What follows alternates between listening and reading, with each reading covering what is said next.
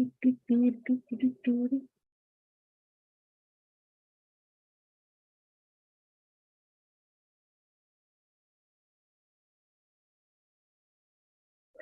Should be live now. So we are good. Thank you for coming to Garage Poets. I'm sorry, Jeff is spending time with his children tonight, so he will not be here unless he's able to come in a little bit later, in which case he'll join. He did join for a little bit. I don't know if you guys seen him. He stopped in just to kind of say hi. But today we have Catherine Weiss with us, and I will give you her bio here in a little bit. And we're gonna ask a few questions, not a lot, little interview, get to know her a little bit more. And then they will give us a reading feature, read some poems for us. And then we will get into the open mic. So if you want to drop names in the chat during that time, you can, and then we will get into that. All right, so Catherine Weiss is a poet and artist from Maine. Poetry has been featured in Tinderbox, Up the Staircase, Fugue, Perhappened, Birdcoat, Bodega, Counterclock. I'm gonna say this wrong. Petrichor, I think. You got it. Flypaper literature. Catherine is the artist behind the collaborative poetry chapbook card deck I Wish I Wasn't Royalty with Game Over Books. They're also the author of a chapbook length poem Fervor and a full-length poetry collection, Wolf Girls versus Horse Girls, which I have a copy of. It is an amazing book. You guys should get this. Thank you. And if you want to see more of her work, you can go to her website, catherineweiss.com, to see more of that. And if you're not following her on social media, you should do that as well, because she does very, very cute little designs of pugs, which I really love. So, Catherine, thank you for joining us today. So I just have a few questions for you. We're going to just start out with the question we ask all poets, right? All writers, artists. What is it that inspires you to write? Like, what is your muse when it comes to your creative outlet? That's like a great question, and I don't have a very good answer for it. I think I get inspired by other writers mostly. And some of the things that make me want to write most is going to an open mic. That's how I got started. And going like, oh, that's so cool. Like, I want to write something like that. And then trying out different things, or reading books of poetry, or encountering other kinds of art, is usually what gets the flow going for writing my own work. Okay. Now I did notice in your collection that you did have some poetry that was based on middle school, and we had talked about that earlier. When did you start writing? So I started writing when I was a kid, and I actually got in a lot of trouble in high school for writing a satiric poem about the school that, like, it was like a silly poem. It was really long, and it was about my classmates and teachers, and I got in a lot of trouble. I got suspended because I used curse words and was very rude, and it was probably ill-advised. So then I didn't write for a long time after that happened, because I was like, it's too powerful. I shouldn't mess with this. But then I started going to open mics about 10 years ago and got back into writing then. See, they're always stifling the kids, man. They should just let you keep going. Yeah. So a question that I like to ask other creatives and other writers, because I'm always astounded by it. What is your writing process? Do you set aside a time to write every day, or is it just random, like when you go to the open mics, or how does that process work out for you when you're creating a piece, either poetry or art? I don't have a set time. It's kind of whenever I can make time. And I have my own little rituals around writing, which starts with making notes and text edit. It's like all very technical and kind of like boring, but it has to do with like changing fonts when it's a real poem, and moving the like pre-poem from text edit into the Word document, and all of these little like text-based rituals around the creation and like acknowledgement when it turns into like notes into a poem.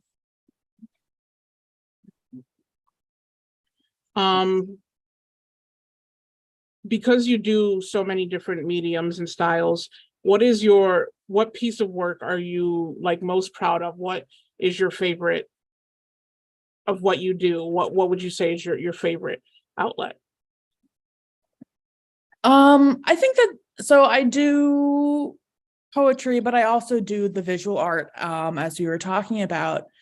And I think I would call myself first a poet, but sorry, I'm having a tickle in my throat. I would say that I'm more skilled as a poet and have more practice, but I think that also the two sort of halves feed each other. And so like there are some days when I'm like, I want to create something, but I don't have words. And so I turn to drawing or crochet or whatever it is. And some days I might have had like a very vivid dream and want to draw or try to translate the things back and forth. And I think that they definitely speak to each other, and create like a wheel. And talking about speaking to each other, you have the collection of cards, which we mentioned in your bio. You did the artwork for that, but it was like a metaphor deck, right? Where they could pull it up, flip over cards and kind of give yourself writing prompts, from what I understood. Actually that deck was part, it's a playing deck that you could, like a playing card deck that has like, you know, hearts, spades, diamonds, and clubs. So you can play any poker game or any normal card game with it. But there's art on each card, and there's a line of poetry. And we had 4 different poets contribute short 13-line poems, 1 line for each card. And so that it was cool. Their work would get shuffled together. And the concept behind that was the theme was bipolar disorder and extreme mood states.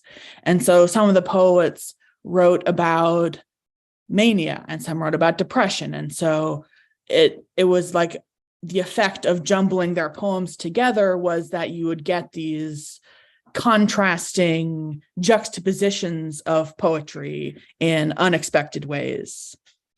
Okay. Over the course of playing whatever, you know, card game you wanted to play. Yeah, that I was looking into it. When I went to the site, it was sold out. So I was like, I'm getting I'm getting a deck of those. But I'm definitely gonna find them if they come back in stock there. Cool. But like just talking about your creativity and the different things that you do. Before we went live, we were kind of talking about that. You have Fervor, which is a complete chat book. That's a golden shovel. And I was so happy when I saw that it was in Wolf Girls because I got to read it. And it's all based off the song All Star, but the poem itself isn't obviously about the song, which is just creative. Like how did you come up with that idea, and what is it that you try a lot of different forms in your work? Like what is it that allows you to do that? So the creation of that poem, so for anyone listening who doesn't know what a golden shovel is, there's an origin text. In my case, it was the song All Star by Smash Mouth, and it's woven word by word into whatever poem that you're writing. So the last word of every line, if you read down the right-hand margin, is this other text. And I thought basically, like, wouldn't it be funny? Because many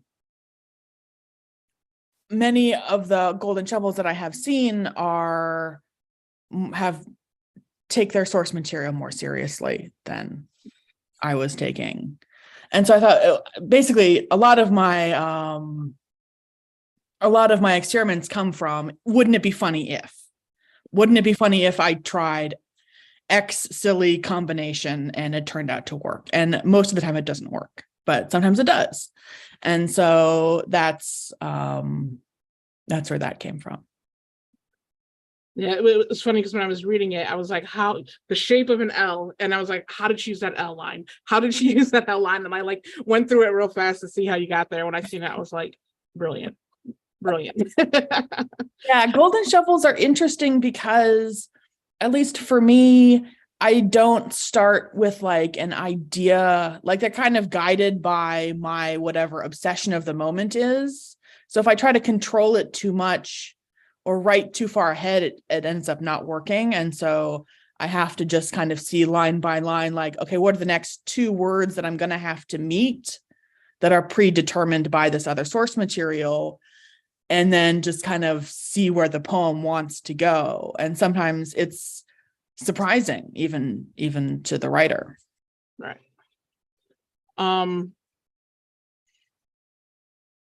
What is your favorite piece when you're performing of yours? Is it, I know you, like I said, I know you do a lot of different forms. Is it the that one because it's your longest one, or which one? I almost never perform that one because it's so long.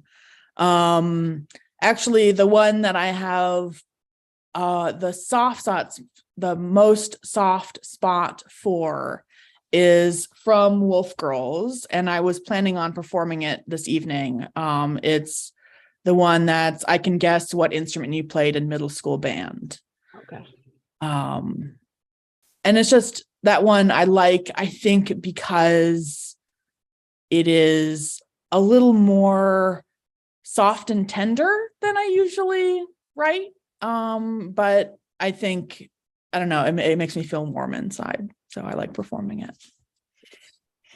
Yeah, and giving you your flowers again. When I got to the end of the book, you have where it tells what form, like you have so many contrapuntals in there, and those are so hard to write, so hard to write. And you have a few of them, and they don't take themselves too seriously, you know what I mean? And I really love that. So hearing that you kind of looked at it as what would happen if makes sense to me. And it's kind of nice how you have your own style, even amongst the different forms. It's very you, and I really like that. Who would you say is your inspiration? If you had to read like your top 3 poets or top 3 creatives, who would that be? Off the top of my head, I would say Olivia Gatwood, Hanif Abdurraqib, and Matthew Oldsman. Yeah. All right. If we had, someone who was looking to start writing, watching today, what is something that you would tell them that made you successful? What would you say to them? A younger you, I guess. I would tell a younger me to have fun and not get too hung up on what poetry is supposed to look like. When I started, I was doing mostly slam, and there are a lot of, it's not rules per se, but like there are a lot of expectations around what a poem that should win should look like. And I didn't win very much because my poems didn't align with whatever. They just, and I got, it bummed me out. But finding your niche, and then working to develop what strengths you already have is probably the best way to go than trying to put a square peg into a round hole when it doesn't have to be like that. Right. Yeah. So, I don't want to take up all your time. What if something interesting you can tell us that most people don't know about you? Oh, well, I don't know if this is certainly personal. But so I had mentioned that I wrote a poem in high school. I got in a lot of trouble for it, and I didn't write again for a long time. And the first time I wrote again was in the psych ward for depression, because I just had a notebook and a pen and a lot of free time. And I was like, I do not know what else to do. So that was my reentry. I guess that's interesting, if nothing else. That was my reentry into poetry. And then I started going back to open mics. Okay. And this is just a random question, doesn't have to do with your writing. What's your favorite music album of all time? The Presidents by the Presidents of the United States of America. Okay. That's everyone's homework. You got to go listen to that to get to know Catherine a little bit better. But so I have taken 15 minutes of your time. So if you don't mind, you wanted to read a little bit for us, so everyone can kind of hear your work. I'm sure a lot of us have heard it, but we would love to hear some more.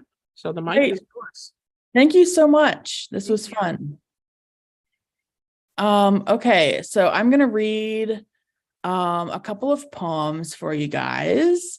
This first poem is from my new manuscript that is not forthcoming anywhere yet. So this is a pretty new poem. It's called Menace. Once I let a roommate I hardly knew lead me into midnight beyond a freeway exit ramp. He said there was a swimming hole. I watched him hold his beer like a broken bird. And I said, why not? I don't know if he carried that night, but when I tell this story, I picture his handgun nestled in a waistband, wide awake, mouthing, oh, you stupid bitch. There is a calculation. Maybe you know it. Go along in your right fist, enough in your left. Now I know not to walk into the woods with drunk men who hate me, but I knew then too. The future as a kitchen with the lights turned off. The past, every riverbed that didn't kill you. Why do I say yes? Why does anyone? Thank you.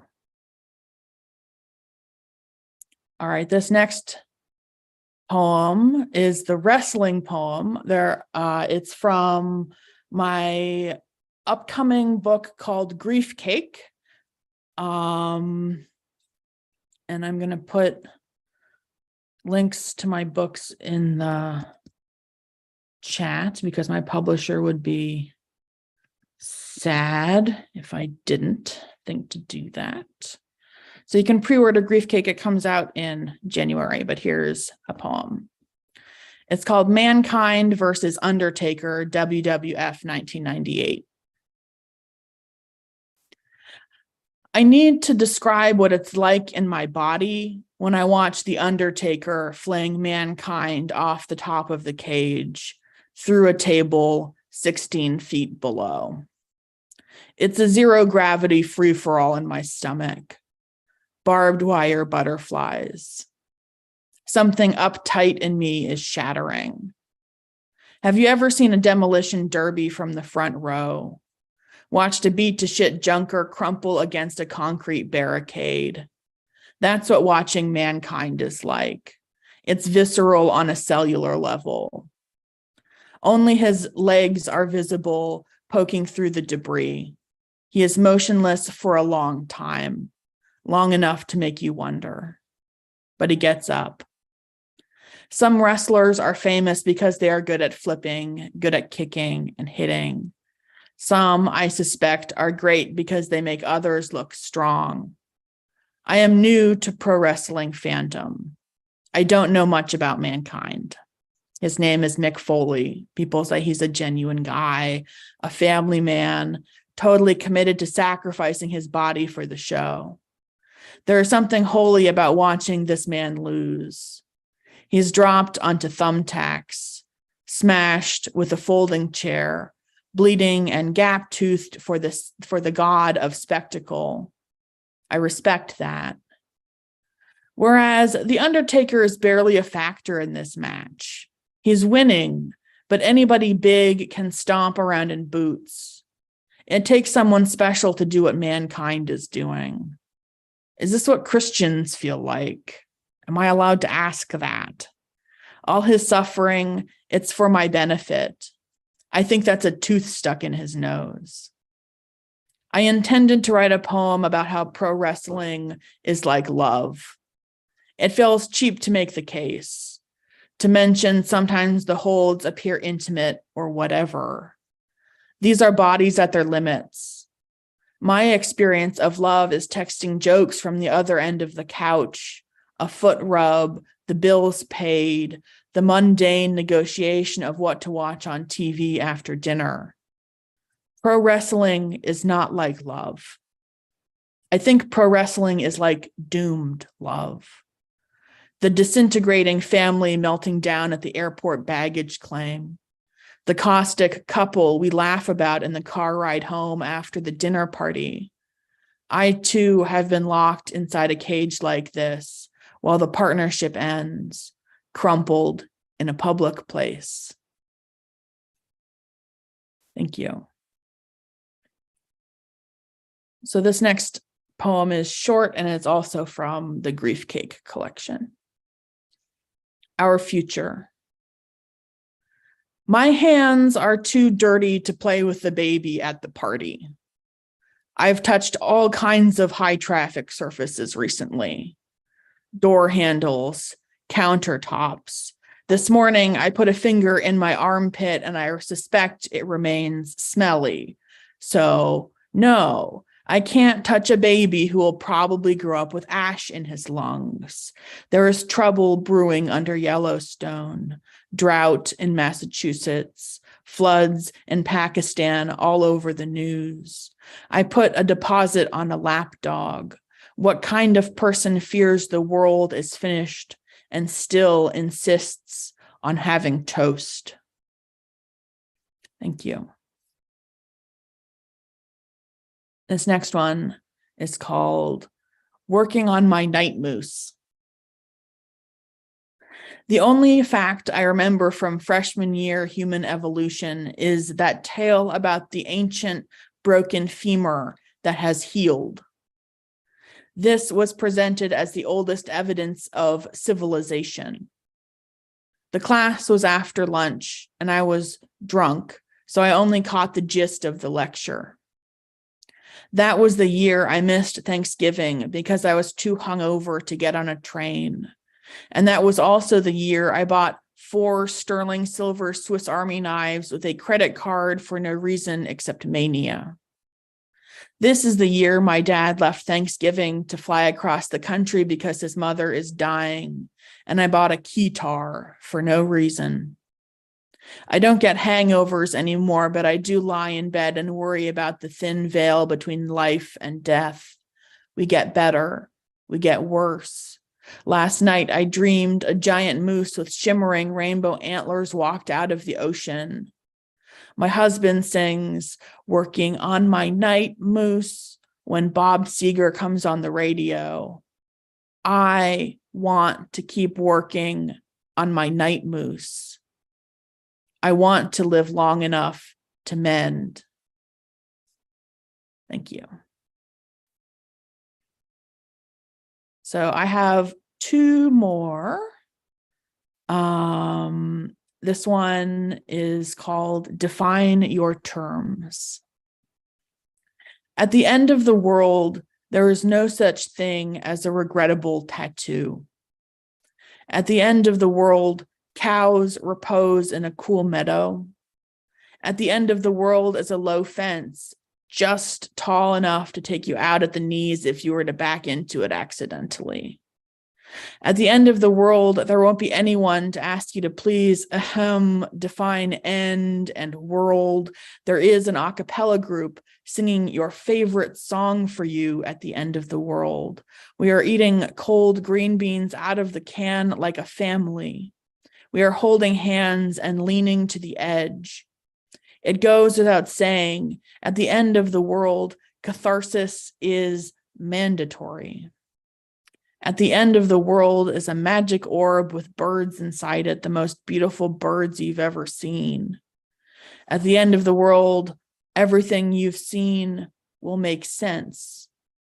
Almost all of us will make it home. All right, and this is my last poem.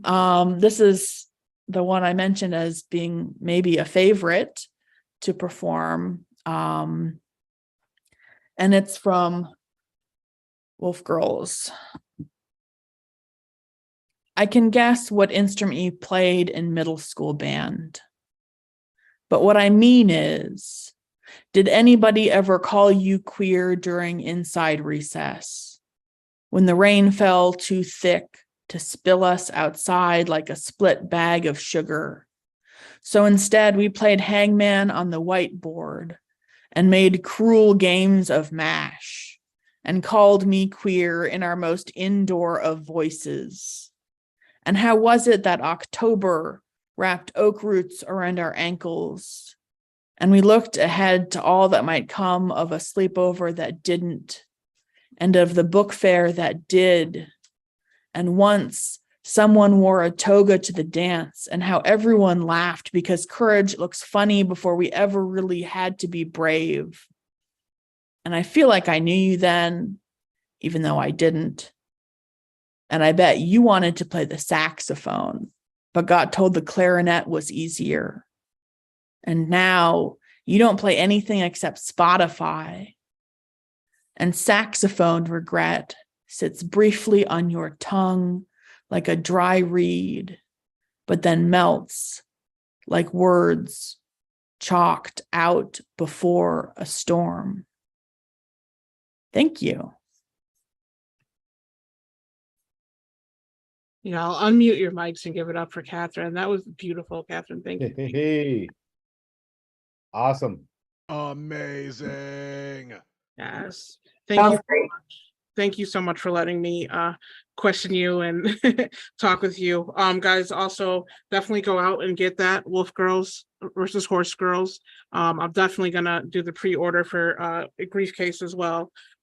Definitely a fan. You definitely got a fan out of me. So I hope you guys as well. So we are going to move on to the open mic round. As of right now, I have Robert on the list and Unmesh on deck. And then just drop your name in the chat and I will keep adding names. And so Robert, you're up. Can you let me share the screen? I can make you co-host because I don't know how to do it otherwise. That's fine. Thank There you go. Thank you. Good evening. I'm Robert Fleming, a word artist from Delaware. My local writing group is the Rehoboth Writers Guild in Rehoboth, Delaware, and I'm an active participant.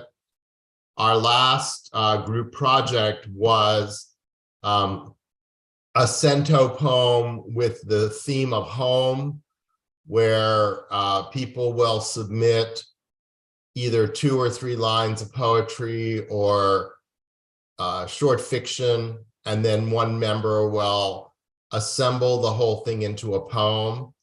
And I'll read what my text submission was for that. It was 20 words. If a cumulonimbus cloud cry pools 2 inches under your cement sidewalk, your home floats in the flats of Lewis, Delaware. And then I will share the graphic art which I submitted, which will be included in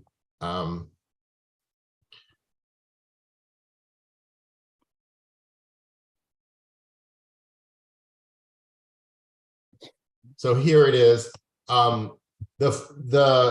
The person who's assembling the book says that she intends on having about a 10-page book with the group poem, the cento, and maybe 4 or 5 artists. So this will be my contribution for that.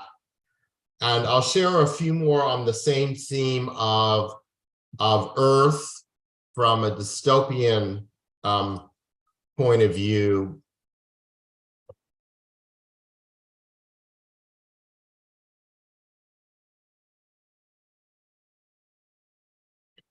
This is the visual image which accompanies a poem I have called The Day the Rotation Died.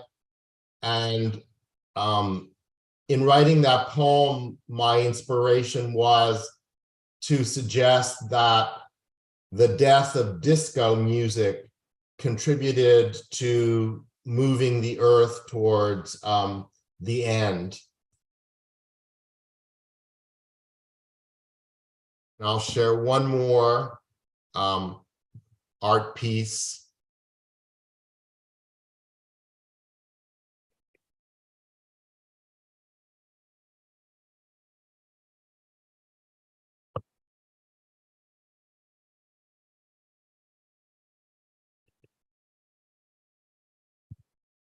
So also my one of the activities that my writers group, the Rehoboth Beach, has, we have something called Art in the AM, where different artists provide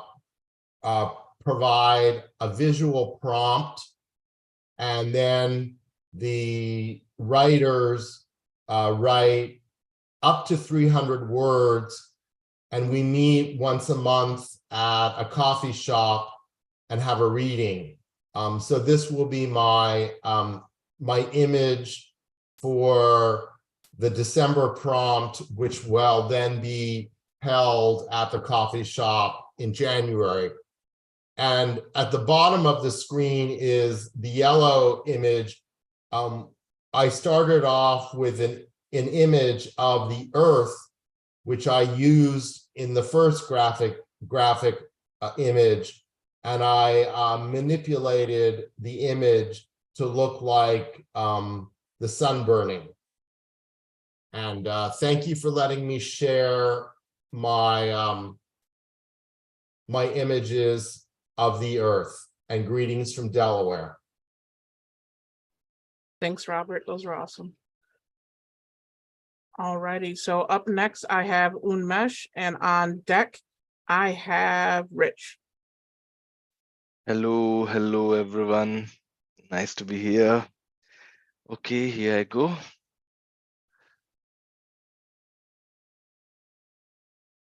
I am standing alone on the bank of the river. There are steps leading to the river. Blue-colored wooden empty benches in waiting for a company. On the right, there is an old bridge. Adjacent to it is the towering new bridge overshadowing the old. These are difficult times for things that are old. No repair, just replacement is the mantra in vogue. I saw a man walking on the river. He was not gliding, but walking on the river. The river is not in a pristine condition. The water is green. I can see green and yellow plants floating. They are trying to put the river into submission. But how can a man walk on the river? The bypassers were not surprised. They were looking at the river as if nothing has happened, as if walking on the river was as common as walking on the street. Is it possible that he was seen only to me? The rest of the world is oblivious to the man walking on the green river. Or is this the ghost on the bridge they can't stop talking about? Or am I looking at an alien? a writer to the core. I like this idea. Or is this quantum mechanics somebody walking somewhere and appearing at another place at the same time? Now let's not stress about quantum mechanics or cat in a box experiment. I wave at the river walker. The river walker waves back. He seems to be surprised, happy and scared at the same time. Surprised that someone saw him. Happy that he is no longer a secret. Scared that he is no longer a secret. Slowly he disappears into the green river. One day the river will disappear. The man walking on the river dies with the dead river, killed by the ignorant man walking on the street or driving a car. You and me, all of us. You and me, all of us. Thank you. Thanks a lot. Thanks, Umesh. That was beautiful as always. Thank you. All righty. So next up we got Rich, and on deck we have Valerie. All right, thank you, Shockie, and yeah, Unmesh, that was great. This is called The Bully Episode. Anyone else in the world remember the Brady Bunch episode where Peter had to fight a bully named Buddy Hinton, who had been teasing his little sister because of her lisp? I remember it ended with Peter eventually squaring up at the end and knocking the bully's tooth loose. And the bully's heart died then. But before that moment in the episode, Peter's dad went over to reason with Mr. Hinton, the bully's father, only to walk back home without success, as the father was just as bad as the bully. Now, in my head, almost as if something was really wrong with me, I'd misremembered that Mike Brady came home with a black eye also, just like the one Peter got. But I guess your memory likes to change things up when called upon. In reality, Mr. Brady just walked away home in disgust at Mr. Hinton's attitude. But now I wonder if, in the background, the producers tried multiple versions of the story. Like, what if Mike Brady goes over to try and reason with Mr. Hinton, only to come back home actually missing an eye, causing serious alarm and concern for Carol Brady, Peter's mom and Mike's wife? So then what if Carol goes over to talk to the bully's mom, Mrs. Hinton, only to stagger and clamber her way home afterwards, missing both eyes, because Mrs. Hinton was even worse than her son or husband? So then what if Peter's older brother Greg calls the police because his parents can't see anymore, and the police pay a visit to the bully's home, only to be delivered back to the police station in body bags, because Mr. and Mrs. Hinton also happened to be gun-worshipping QAnon conspiracy theorist proto-militia 3%er survivalists in possession of multiple fully automatic rifles, the kind shown being used in war movies, Super Bowl commercials, and grade school playgrounds. So then what if the chief of the local police calls the governor of California, who mobilizes the National Guard to move on the Hinton compound? But then after that, the few surviving troops hobble back to the base, some with limbs missing, because Mr. and Mrs. Hinton, as members of their own secret militia, were also in possession of some rocket launchers and mines, decimating the advancing National Guard down to a tiny, limping number. So then what if the chief of the National Guard Bureau calls the president, desperately screaming for help against Mr. and Mrs. Hinton? And so what if finally, at long last then, the president orders a nuclear strike on 11220 Dilling Street, the house right next door to the Brady home?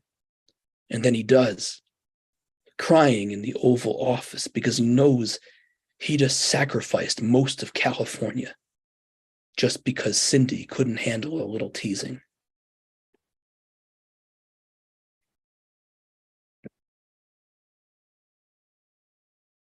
I love that, as always, Rich. Thank you. I didn't mention it earlier, but if you were here for Catherine's feature and interview, if Catherine can put her Cash App or whatever in the chat, if everyone can just reach out, buy her a cup of coffee or a tank of gas, it would be appreciated. Obviously, we don't have a venue, so we can't like pay her to come in. So that would be our way of appreciating her, if you don't mind. And with that said, we got Valerie up, and then I have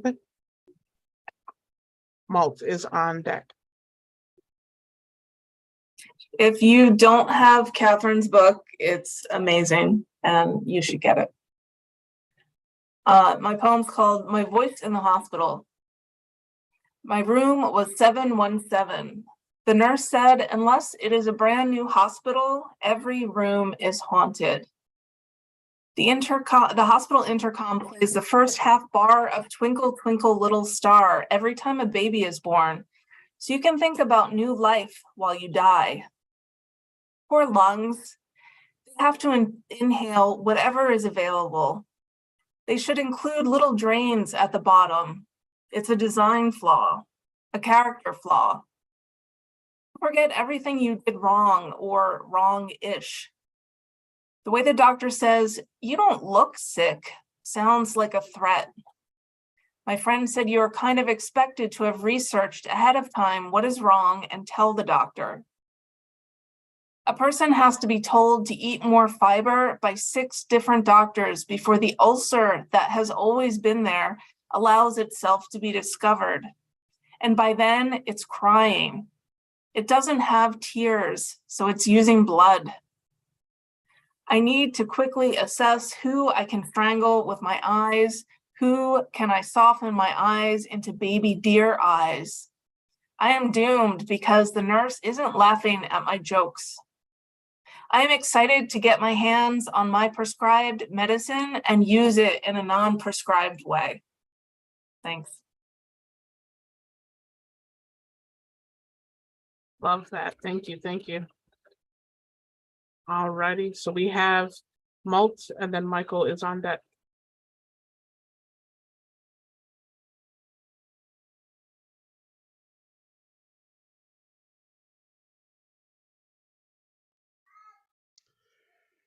Sorry about that. My toddler is shouting in the background. You're a little low. We can't hear you. Sorry about that. My toddler was shouting in the background. Ah, All right.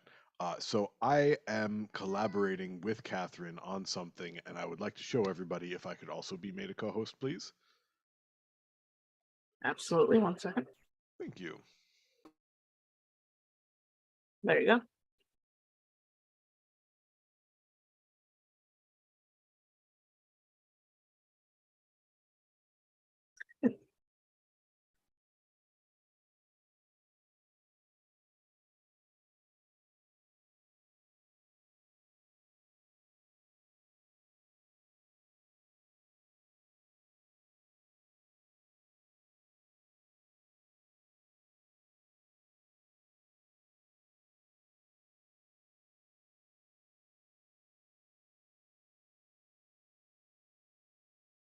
You're muted. Sorry about that. So, Catherine is an incredibly talented artist, and it's been so incredibly inspiring to watch her development. She's been making pictures of pugs, as has been mentioned, and we're collaborating on a project in some way that's going to combine short fiction, short creative works with these pictures. So I'm going to read some of what we've got so far. This one is called Cow Pug. Convergent evolution is the phenomenon wherein unrelated species will grow to resemble each other if pressed with similar ecological constraints. When invasive swarms of pugs colonized the newly terraformed plains of Whoopi Goldberg presents Mars, growing lanky and horse-like, the perfect hunter for an untamed alien biome. Do you know the horror of being chased down by a trampling beast whose respiratory system lives in war with itself? Horses were already, biologically speaking, disasters. The pug genetic sequence has done it no favors. It breathes like a steam train, one chugga short of boom. Get a dog, little doggy. This one is called Ivan Earl Pug. Nothing can measure a coastline, the smallness of you, how August dilates the sun, the rotational speed of the horizon as a child rolls downhill, how small a kingdom can be before a dog feels trivial guarding it, how often friendship feels like a nice house with no door, how many seagulls exist to shit on you personally, which islands are islands and which are sleeping turtles, where the distant half of a bridge goes in a fog bank, which shade of blue turns distant mountains into sleeping waves, where the extra shadow goes after the afternoon finishes stretching you. And then this is going to be the last one. Pirate Pug. Havast, lubbers of both land and sea. I be Captain Boofin Snoofer, and this be my pug parrot abomination, Squarkles. Squark! Buy gold, silver, Bitcoin, Cialis, free hentai casino games. Remortgage your timeshare. Squark! Antifa lesbian stealing senior dentures to trade for low-cost horse prescriptions online. Croatia. Piss on your feet to prevent athletic scholarship opportunities for competitive masturbators at Ron Jeremy Internet Medical School for perverts. Watch Mr. Beast travel back in time to kill and eat Montana's last Yeti. Yar, my apologies. His software be laden with viruses aplenty on account of being downloaded from the dark web. That's all. Good night. I have tears in my eyes. That was great. Thank you for sharing. Thank you. That was great. You I'm guys should gonna make have like an the- animated series out of that. I'm going to have the concept of lesbian Antifa stuck in my head, perhaps for days. Alrighty. Thank you for that. So we have Michael up, and then we have Joy on deck, and then I will stop the recording and we will do round two if you guys are down for that. All right. I wasn't sure what I wanted to share tonight, but after hearing Catherine's poem about Mick Foley, I dug up this old little bit. A Scotsman's short list. When I put on a kilt, it is not the quake and quickening of Connor MacLeod that I envision, nor is it the broomstick braggadocio of groundskeeper Willie, or the wild wanderlust of William Wallace championing freedom.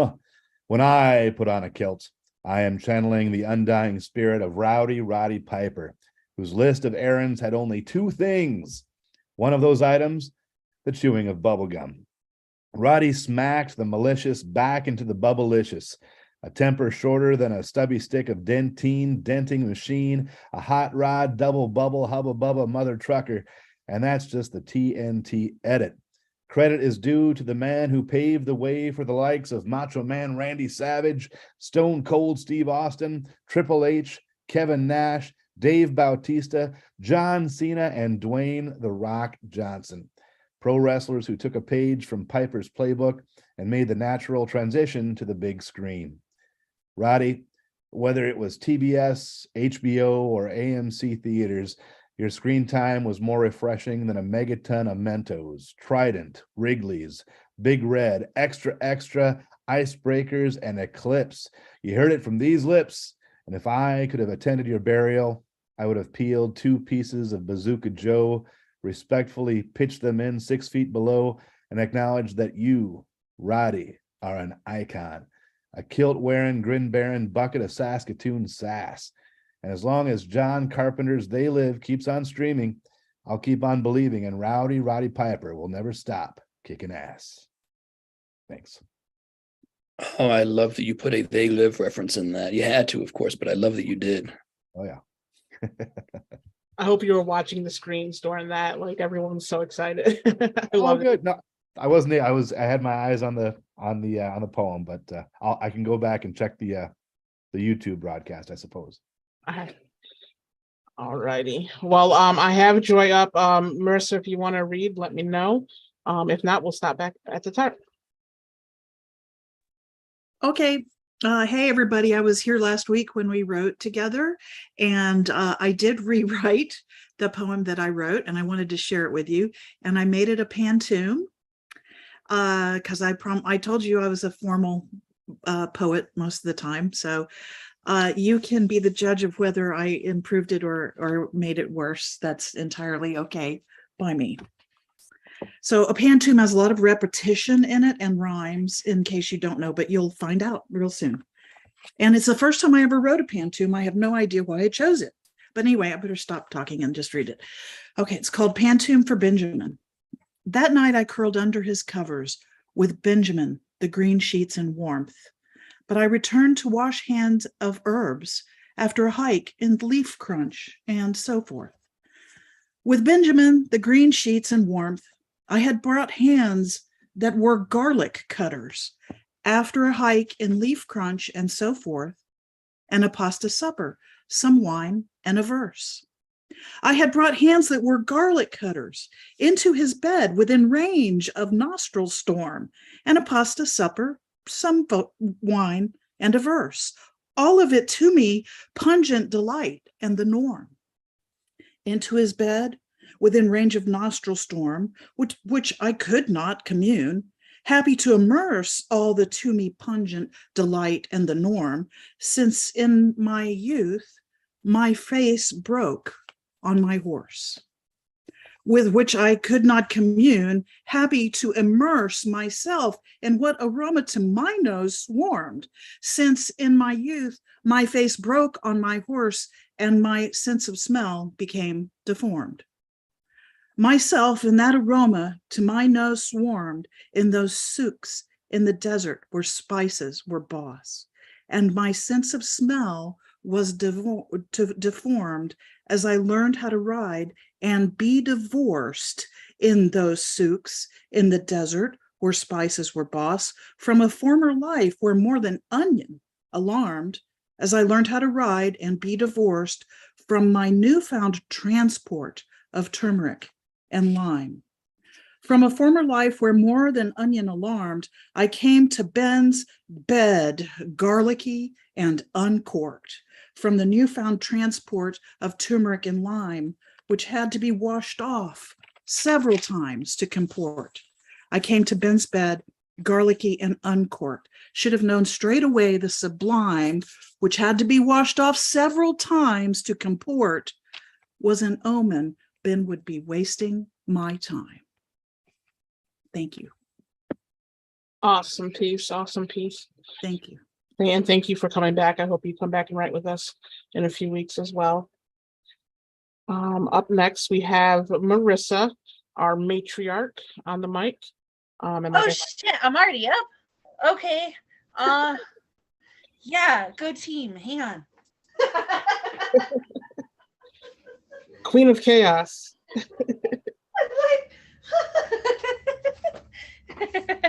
I'm ready. I'm fucking ready. Yeah, that's not what I'm gonna do. All right. What do we feel like tonight? All right, you know what? Fuck this. All right, give me a number between 1 and 108. 17. All right. Wings for falling. Your voice moves from my ear, down my spine, lodges in between my legs, where it plays on purpose, until I come to my own rescue. Your voice was the first place I called home. Your smile, the first pillow for my head. Your mouth, the first food for mine. I find myself weaving through the maze of your imagination. Your absence aggravated by a momentary missing of my heart's beat that waits for you. Your shadow follows mine. You are my safe space, and I fell hard. So very fucking hard. Though I find myself afraid most days, it is not of you. It is not having enough of you. Not having enough of myself to offer a swap for salvation, sacrilegious salvation, destiny of epic change at the very fabric of my world, please. Crumple it all up, rip it all up, tear through me all the things I need to be. I never thought I could be. You allow me to believe now I can be. I see the horizon. Orange California sun raising raisins, fingertips raisins now in ocean waves carving stealthy sand castles. We build our destiny on the backs of poet carrying pigeons' wings and a prayer made for two. My prayers answered, and my wings are you.